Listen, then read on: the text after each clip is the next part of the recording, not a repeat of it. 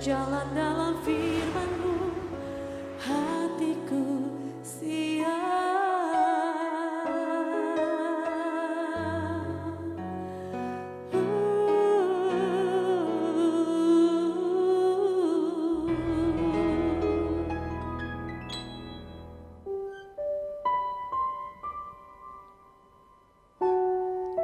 Salam God's Lovers, senang berjumpa kembali dengan Anda di penghujung hari ini dalam Rest and God, program Diaspora TV yang akan menemani Anda setiap hari. Mungkin sepanjang hari ini banyak kesibukan yang Anda lalui, ada banyak permasalahan atau tekanan yang membuat Anda merasa capek lelah hari ini. Tetapi percayalah, situasi apapun yang Anda alami hari ini, selama Anda melibatkan Tuhan, semuanya akan berakhir dengan baik. Sebab tidak berkesudahan kasih setianya. Tuhan Yesus berkata, "Marilah kepadaku yang letih lesu, yang berbeban berat, sebab aku akan memberikan kelegaan kepadamu." Mari kita datang menghampiri Dia dalam doa. Bapa di surga, kami bersyukur malam hari ini kami menghampiri tata kasih karunia-Mu. Kiranya Engkau hadir untuk memberikan kami kedamaian, memberikan kami damai sejahtera-Mu yang melampaui segala akal itu, memberi kami kelegaan. Kami akan menaruh segala pergumulan beban hidup kami. Kami akan mempersembahkan kurban syukur terbaik kami kepadamu Bapa. Ini kami dalam nama Tuhan Yesus. Amin.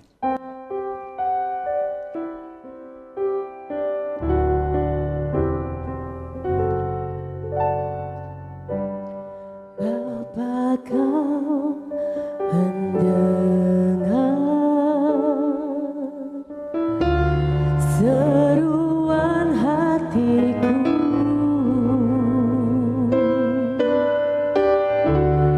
Tak pernah Kau lepaskan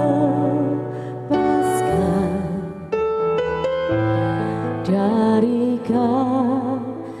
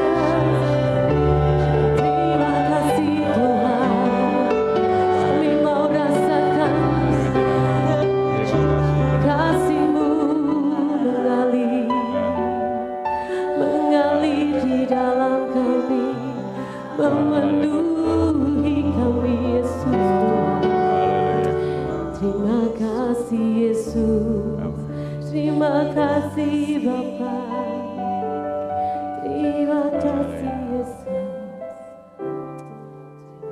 Terima kasih. Hanya kepadamu kami mau berseru Tuhan. Haleluya Yesus.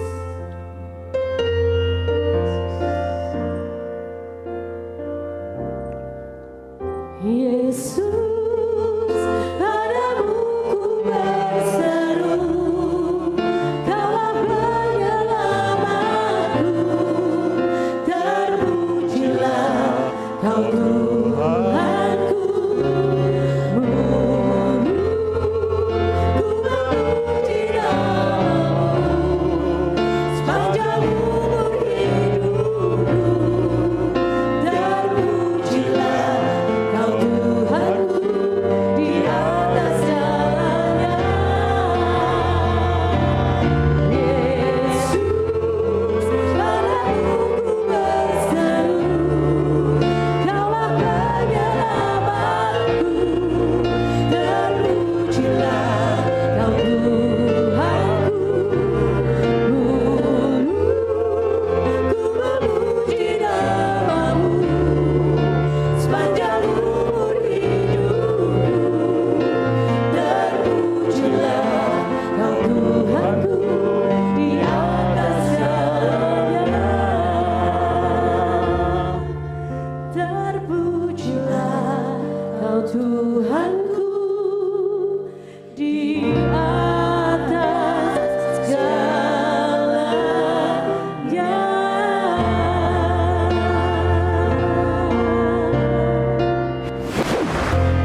Puji Tuhan, satu pujian yang membuat kita semakin mengasihi Tuhan karena Dia senantiasa menyertai kita dan Bapa itu sungguh baik. Sebelum kita sharing dan berdoa, saya akan membacakan Mazmur 23 ayat 6. Kebajikan dan kemurahan belaka akan mengikuti aku seumur hidupku dan aku akan diam dalam rumah Tuhan sepanjang masa. Kawanan domba itu harus berjalan dekat gembalanya. Karena domba kalau jauh dari gembalanya, dia akan kehilangan arah. Dia bisa tersesat. Domba, kawanan domba itu harus mentaati dan mendengar suara gembalanya. Harus berjalan dekat selalu. Kalau kawanan domba selalu dekat dengan gembalanya, maka dia akan terlindungi perjalanannya. Dia akan tercukupi makanannya. Dia akan bebas dari stres, dari tekanan, dari ancaman karena gembalanya sepenuhnya bertanggung jawab, melindungi, menyediakan yang dibutuhkan dan melakukan apa yang harus dilakukan supaya kawanan dombanya tetap aman, terpelihara dengan baik. Tadi dikatakan pemazmur berkata, kebajikan dan kemurahan belaka akan mengikuti aku seumur hidupku. Maka kemudian dia mengambil sebuah komitmen, aku akan diam dalam rumah Tuhan sepanjang masa. Ini sesuatu yang sungguh indah, tetapi kadangkala dalam kehidupan itu tidak seideal itu. Ya, bukan kebajikan dan kemurahan yang mengikuti perjalanan hidup kita. Kadang-kadang mungkin kita mengalami berbagai peristiwa buruk, bahkan orang berkata ada kesialan nih. Kok terjadi berulang-ulang, dan ketika itu terjadi ada godaan kita menjadi kecewa dengan Tuhan. Nah, ketika kecewa dengan Tuhan, kita tidak bisa dengan mantap berkata, aku akan diam dalam rumah Tuhan sepanjang masa. Ada sesuatu yang mengganggu gitu. Ketika kekecewaan mulai muncul. Nah, sebelum saya lanjutkan sharing firman Tuhan ini, mungkin ada yang punya pengalaman pernah kecewa, mengalami kekecewaan dalam Tuhan karena peristiwa-peristiwa yang dianggap buruk gitu, kecewa dengan Tuhan apalagi. Ada yang mau berbagi? Saya Pak, ini pengalaman pribadi sih Pak. Jadi ada waktu itu saat dimana saya memang merasa kecewa sama Tuhan. Karena dalam waktu 5 bulan yang jadi ceritanya papi saya tuh meninggal di bulan Agustus 2020 dan suami saya di Januari 2021. Jadi dalam masa 5 bulan saya kehilangan 2 orang yang saya kasihi. Dan saat itu saya merasa bahwa saya sial seperti kata Bapak tadi. Saya merasa kecewa.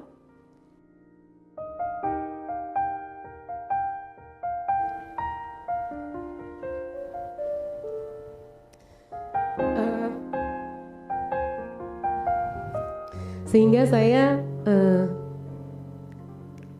ada dalam posisi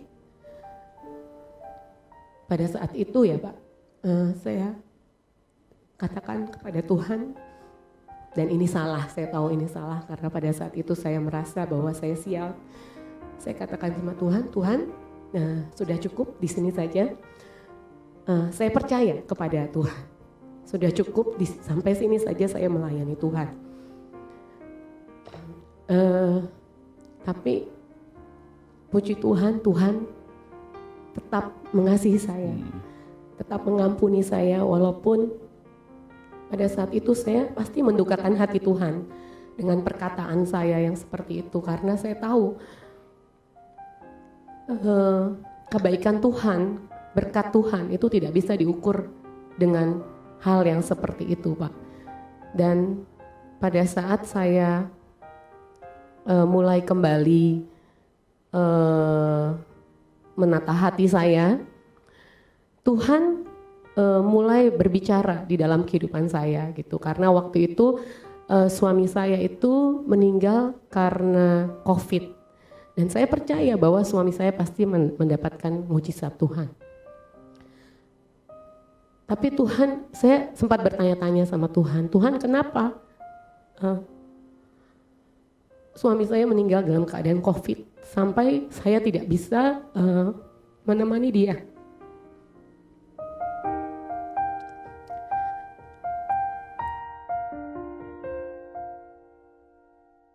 Dari mulai dia masuk rumah sakit sampai saat terakhir dia, sampai dia masuk dimasukkan ke dalam peti.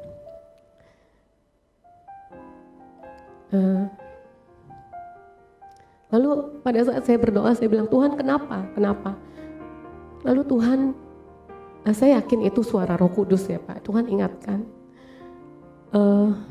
tidak penting bagaimana cara hambaku meninggal. Aku pun meninggal dengan cara disalib. Pada saat itu saya nangis. Benar Tuhan. Dan Tuhan terus gitu, Roh Kudus terus ingatin. Yang terpenting adalah pada saat kamu hidup, bukan bagaimana cara kamu meninggal, tapi bagaimana kamu cara menghabiskan waktumu pada saat kehidupanmu. Dan di situ saya mulai dikuatkan, Pak. Akhirnya saya bersyukur kalau saya punya keluarga rohani di GKRI Diaspora juga yang mendukung, sangat mendukung saya, sehingga saya boleh kembali seperti ini. Walaupun kalau mengingat hal itu saya jadi gampang nangis itu sih Pak. Tapi bersyukur bahwa Tuhan sudah kembali mengampuni saya dan membalut luka hati saya. Ya, puji Tuhan ya, karena Bu Kety sudah melewatin proses yang berat ya. Dan itu dialami oleh banyak orang ya, bagaimana orang mengalami ditinggalkan orang yang dikasihi berturut-turut atau mengalami kegagalan berturut-turut, masalah dalam pekerjaan juga silih berganti datang. Sepertinya hidupnya sial banget gitu ya, membuat orang akhirnya berpikir, apakah Tuhan benar-benar mengasihi aku? Apakah Tuhan benar-benar peduli dengan aku? Bahkan ada yang berkata, apakah Tuhan benar-benar ada? Sehingga saya ketemu banyak orang yang akhirnya mereka berpikir mirip seperti itu. Saya tidak akan lanjut mengikuti Tuhan karena sudah mulai ada keraguan, tidak hanya kehilangan imannya, tetapi mulai meragukan apakah Tuhan benar-benar ada. Itu mulai menjauhkan diri. Jadi tidak mungkin jadinya kan seperti pemazmur berkata, aku akan berdiam dalam Tuhan, dalam rumah Tuhan sepanjang masa. Karena mulai meninggalkan. Saudara-saudara yang dikasihi oleh Tuhan Yesus, kekecewaan yang terjadi, yang kita alami, kalau itu berlarut-larut, itu akan membuat hati kita justru semakin tawar. Ketika hati kita semakin tawar, secara rohani kita menjadi padam. Kita semakin menjauh dari Tuhan. Manusia batiniah kita semakin lemah. Jiwa kita semakin rentan dengan tekanan. Akibatnya bukan kita semakin baik. Hidup kita justru semakin berantakan. Hidup kita semakin kehilangan arah. Dan tentu saja kalau kita menjauh dari Tuhan, ayat 6 tidak bisa kita alami. Kebajikan dan kemurahan mengikuti aku. Maksudnya kebajikan dan kemurahan Tuhan akhirnya sepertinya semakin menjauh dalam hidup kita semua. Makanya kita harus mewaspadai kalau mulai muncul perasaan kecewa di hati kita.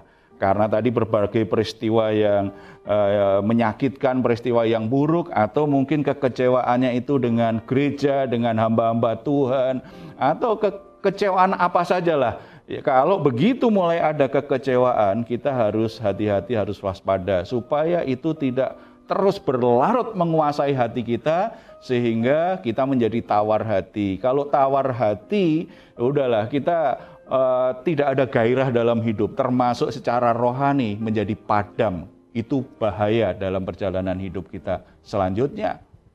Lalu bagaimana Pak supaya bisa keluar dari suasana hati yang penuh dengan kekecewaan itu Pak? Ya, kekecewaan itu siapa yang bisa merubah kekecewaan? Kita sendiri. Karena kekecewaan itu kan respon kita terhadap situasi yang kita tidak suka. Situasi yang membuat kita sedih, yang membuat kita kehilangan. Reaksi yang negatif, yang karena kita merasa tersakiti, kita merasa marah gitu ya. Apa yang kita harapkan tidak tercapai. Makanya yang bisa merubah kekecewaan kita. Roh Kudus menolong, iya, tetapi dimulai dari kita. Ada beberapa hal yang kita bisa lakukan. Kalau Bapak Ibu Saudara sekalian yang saat ini melihat tayangan ini di mana saja ya, di rumah atau di mana saja yang sedang mengalami kekecewaan di hatinya dan bahkan mungkin mulai menjadi tawar hati, tidak lagi bergairah secara rohani, mulai malas berdoa, mulai malas untuk beribadah, mulai mundur dari pelayanan, mulai meragukan kebenaran firman Tuhan. Ada beberapa hal yang kita bisa lakukan. Hal yang pertama, karena itu harus mulai dari diri sendiri. Ketika situasinya sungguh mengecewakan kita, itu waktunya kita berdiam diri. Untuk apa? Berdiam diri, mawas diri, merenungkan perjalanan hidup kita. Ya, saya tidak berkata bahwa selalu pasti alasannya berdosa atau buat salah, tetapi itu tidak salah juga, itu bagian dari perenungan kita. Kita mengevaluasi perjalanan hidup kita. Nah, kalau ada yang salah, ya coba perbaiki. Karena ada kasih karunia Tuhan memberi kita pengampunan. Tetapi mungkin ada hal-hal yang kita abaikan selama ini. Atau mungkin sebenarnya ada perjalanan hidup kita tidak sesuai dengan yang Tuhan kehendaki. Atau bahkan ada kekilafan, kita pernah berkomitmen apa dengan Tuhan kita belum lakukan. Atau ada situasi tertentu yang kita memang tidak bisa pahami. Yang paling penting menurut saya dari proses berdiam diri, mawas diri itu apa? Kita bertanya kepada Tuhan. Bukan mengapa ini terjadi. Kalau hanya sebatas mengapa ini terjadi, Tuhan tidak selalu memberi jawaban. Kadang-kadang itu menjadi bagian dari proses hidup. Tetapi kita perlu belajar bertanya kepada Tuhan.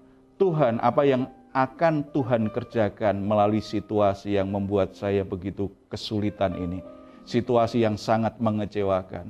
Kita perlu bertanya, Tuhan, apa yang harus kita lakukan? Sebab kita tahu apapun yang terjadi, Tuhan kan tidak tinggal diam. Tuhan selalu beserta. Tuhan tidak pernah tinggalkan kita. Jadi kalau Tuhan izinkan peristiwa-peristiwa buruk terjadi dalam hidup kita, bahkan berulang-ulang, ada sesuatu yang Tuhan sedang tunjukkan, ada sesuatu yang Tuhan ajarkan dalam hidup kita. Mulai merenung, fokus ke dalam. Coba, supaya hati kita tidak terus marah, tidak terus luka. Tetapi kalau kita bisa mengelola apa yang ada di hati kita, kita mulai memahaminya dengan baik, mengambil sikap yang baru, itu kekecewaan itu mulai berkurang, dan mungkin bisa berubah. Setelah itu dengan rendah hati kita harus menempatkan diri sebagai orang yang rendah hati ya. Orang yang kecewa berkepanjangan, bahkan sampai tawar hati, jadi keras hati, biasanya menjadikan perasaannya, kemarahannya, harapannya itu menjadi sesuatu yang paling penting dalam hidupnya. Jadi itu semacam berhala di hati kita. Karena kita menganggap perasaan kita itu yang paling penting. Karena kita menganggap bahwa harapan yang kita harapkan itu yang paling penting. Kita lupa bahwa yang berdaulat atas hidup kita itu adalah Tuhan, bukan perasaan kita, bukan ego kita, bukan pikiran kita. Makanya belajar rendah hati untuk mulai mengikuti, belajar mempercayai apa yang Tuhan katakan. Tadi sangat baik sekali, begitu Tuhan nyatakan bahwa Tuhan pun juga menderita sebagai juru selamat. Jadi bukan bagaimana cara kita meninggal yang penting, selama kita hidup kita melakukan apa. Lah coba kalau tetap dalam kedukaannya nih, ya Bu Kety tetap dalam kedukaannya, dalam kekecewaannya, mengeraskan hati pasti. Tapi karena merendahkan hatinya, menanggalkan keangkuhan, kesombongan bahwa dia harus diperhatikan Tuhan dong, seperti yang aku mau, misalnya gitu ya. Makanya dia sembuh dari perasaan kecewa itu bisa lebih cepat, gitu ya. Kemudian yang ketiga, belajar berserah kepada Tuhan sebagai gembala, sebagai Tuhan yang menggembalakan kita. Ikutin saja proses hidup itu. Dan dukungan komunitas itu sangat penting. Komunitas rohani sangat penting. Sebagaimana domba tidak bisa hidup sendirian dengan baik kalau terpisah dari kawanan domba yang lain. Itu harus berkomunitas dan dekat dengan gembala. Itu menjadi proses penyerahan diri. Mengikuti prosesnya Tuhan. Tuhan mau arahkan kemana, Tuhan akan bawa kemana. Jangan tinggalkan persekutuan dengan saudara seiman. Jangan tinggalkan ibadah, tetapi justru semakin dekat dengan Tuhan. Semakin saudara mengalami situasi yang buruk, situasi yang saudara anggap sial, harusnya semakin dekat dengan Tuhan. Supaya kebajikan dan kemurahan Tuhan itu tetap mengikuti hidupmu walaupun situasinya masih kelihatan buruk. Saudara-saudara yang dikasihi oleh Tuhan Yesus, apakah saudara saat ini juga sedang mengalami situasi yang seperti ini? Sangat mengecewakan, pekerjaanmu sangat mengecewakan, ditipu orang berulang-ulang. Saudara alami kebangkrutan demi kebangkrutan, atau saudara alami kecelakaan berulang-ulang, sakit berulang-ulang, silih berganti dalam keluarga, ganti-ganti yang mengalami sakit penyakit. Sepertinya hidupmu kok selalu diikuti dengan hal-hal yang sial, hal-hal yang buruk. Tetapi jangan percaya rencana Tuhan itu memang seperti itu. Tidak. Karena kehendak Tuhan dalam hidupmu adalah kebajikan dan kemurahan yang menyertai hidupmu. Amen. Jangan biarkan kekecewaan berlarut-larut di hatimu. Datang kepada Dia dan biarlah Tuhan menolongmu untuk bisa memahami apa yang harus engkau kerjakan. Amen. Bagaimana Tuhan memimpin. Ada sesuatu yang baik yang Tuhan sedang sediakan di balik setiap hal yang mengecewakan. Amen. Jangan dengan tawar hati, belajar berserah, belajar melembutkan hati. Amen. Dalam penggembalaannya. Kita bersatu di dalam doa. Bapa di surga, saat ini hamba-Mu berdoa untuk saudara-saudara yang merasakan hidupnya dalam kesialan, yang merasakan hidupnya selalu diikuti dengan kemalangan demi kemalangan. Mereka sepertinya tidak mengalami kemurahan Tuhan. Hidup mereka selalu dalam penderitaan demi penderitaan. Dan hati mereka saat ini sedang kecewa, sedang tawar hati, bahkan mereka mulai meragukan Engkau, meragukan firman-Mu. Saat ini hamba-Mu berdoa dalam nama Tuhan Yesus Kristus, kiranya Roh Kudus menjamah hati mereka. Ingatkan kembali semua kasih perbuatan baik yang pernah mereka alami di dalam Tuhan. Ingatkan kembali bagaimana Tuhan sudah memimpin hidup mereka, memberkati mereka selama ini, memberi mereka banyak keajaiban dan pertolongan Tuhan. Dan biarlah iman mereka kembali tumbuh dan mereka mulai percaya bahwa Engkau tidak meninggalkan mereka. Tuhan, Engkau menjamah hatinya yang kecewa. Tuhan menjamah hatinya yang dipenuhi dengan kemarahan dan keraguan. Roh Kudus teguhkan kembali imannya agar mereka kembali percaya pada penggembalaan Tuhan yang baik. Tuhan jamah saudara-saudara kami yang sedang terbaring sakit. Tuhan kiranya menjamah mereka. Penyakit-penyakit yang membuat mereka akhirnya mungkin menjadi kecewa dengan Tuhan. Nyatakan jamahan-Mu di hati mereka. Nyatakan jamahan-Mu dalam tubuh mereka. Sehingga hatinya menjadi sembuh dan tubuhnya menjadi sembuh. Demikian juga masalah rumah tangga, masalah pekerjaan. Tuhan beri pertolongan. Biarlah kebajikan dan kemurahan-Mu saja yang Tuhan berikan kepada mereka. Biarlah mereka kuat melewati prosesnya, tetap percaya dan berharap kepadamu Bapa. Terima kasih Bapa. Tuhan, kami juga berdoa untuk banyak orang yang mungkin sedang kecewa di tengah-tengah bangsa ini akibat pandemi yang begitu berat yang mereka lalui. Orang-orang yang hatinya mulai kehilangan pengharapan kepada Tuhan. Orang-orang yang bahkan mungkin tidak percaya kepada Tuhan karena begitu banyak orang yang meninggal karena COVID. Ada banyak orang yang kehilangan, ada banyak orang yang merasa bahwa Tuhan tidak adil. Tapi biarlah Roh-Mu juga memberkati, Roh-Mu turun atas bangsa kami Tuhan, sehingga menumbuhkan kembali iman banyak orang.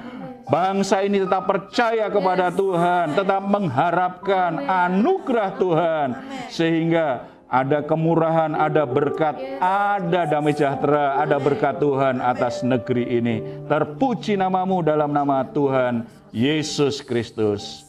Amin. Amin. God lovers yang dikasih oleh Tuhan Yesus, jika saat ini saudara menjadi orang yang merasa sial, merasa kecewa, atau kondisi-kondisi yang membuat saudara menjadi nggak nyaman, menjadi sangat tertekan menjalani hidup ini, saudara datanglah kepada Tuhan Yesus, Gembala yang baik itu. Dan kami juga siap mendukung saudara dalam doa. Jangan ragu untuk menghubungin kami di nomor yang tertulis di layar saudara, dan kami akan mendukung saudara, akan mendoakan saudara. Atau saudara ingin sharing atau ingin menanyakan sesuatu, jangan ragu juga berikan komentar di ruang komentar di channel Diaspora TV. Saya akan akhiri dengan Mazmur 4 ayat 8 sampai 9. Engkau telah memberikan sukacita kepadaku lebih banyak daripada mereka ketika mereka kelimpahan gandum dan anggur. Dengan tentram aku mau membaringkan diri, lalu segera tidur, sebab hanya Engkaulah ya Tuhan yang membiarkan aku diam dengan aman. Selamat beristirahat, Tuhan Yesus memberkati kita semuanya. Amin. Mengalir kuasa dari tempat